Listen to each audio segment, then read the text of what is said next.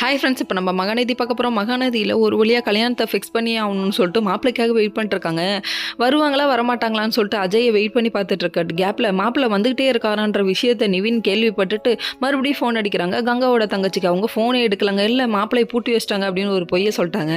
கடைசியில் பார்த்தா இவருக்கு வேற ஒரு ஃபோன் வந்து இவர் ஒரு பக்கம் கிளம்பி போக இன்னொரு பக்கம் இதெல்லாம் எதுவுமே தெரியாமல் கொடைக்கானலில் ஹாப்பியாக இருக்காங்க. நம்ம காவேரியும் விஜயும் வேற லெவல் அப்படிங்கிற மாதிரி இந்த ட்ரெஸ்ஸோட எப்படி இருப்பீங்கன்னு போட்டு ஹஸ்பண்டுக்காக பார்த்து 2-3 ஷர்ட் எடுத்துகிட்டு வந்திருக்காங்க. நம்ம காவேரி பிராண்டட் ஷர்ட்லாம் இல்லைப்பா இருக்கிறத போட்டு பண்ணுறாங்க. என்னப்பா இவ்வளோ ஃபிட்டாக எடுத்துகிட்டு வந்திருக்கேன்னு பாராட்டுறாங்க. இவங்க 2 பேத்துக்கு நல்ல ஒரு ரொமான்ஸ் அந்தளவுக்கு புரிதல் இருக்குது, வேறு லெவலில் இருக்குப்பா அப்படிங்கிற மாதிரி இருந்து சரி நம்ம ஊருக்கு கிளம்பலாமான்னு சொல்லிட்டு இவங்க பேசிகிட்டு இருக்காங்க.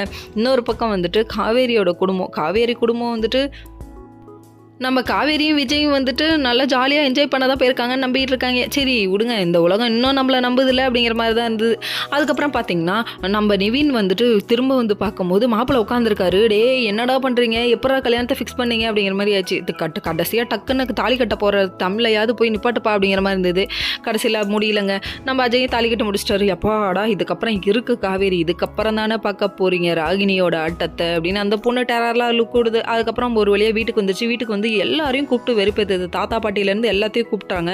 நான் தான் கல்யாணம் பண்ணி வச்சேன். இப்போ அதுக்கு என்னன்னு சொல்லிட்டு அஜயோட அப்பா கெத்தா சுத்துறாரு. டே சொட்ட தலையா இருக்கடா உனக்கு ஒரு நாளைக்கு அப்படிங்கிற மாதிரி தான் இருந்தது. அதுக்கப்புறம் காவேரி குடும்பத்துக்கிட்ட உரண்டை இழுக்கா. காவேரி வீட்டில் இன்னொருத்தர் இருக்காரே, அந்த காவேரி வீட்டில் வர்ற மருமகள் எல்லாம் வேற லெவல் பயங்கரமாக பசுபதியை மிரட்டுறாங்கப்பா அப்படிங்கிற மாதிரி இருந்தது. இருந்தாலும் விஜய் மிரட்டினா பயங்கரமாக பயப்படுறாரு. நம்ம கங்காவோட ஹஸ்பண்ட் மிரட்டினதுக்கு பயப்படவே இல்லைங்க. டே புள்ள பூச்சிக்கெல்லாம் நான் பயப்படுவேன் அப்படின்னு அவர் நினைக்கிறாரு. போடா சொட்டத்தலையா அப்படின்ட்டு அவரு கிளம்பி போகிறாரு. அதுக்கப்புறம் பார்த்தீங்கன்னா யாரும் வரவேற்கலன்னு நினைக்காத ராகினி, வா உள்ளே போலாங்கிறாரு.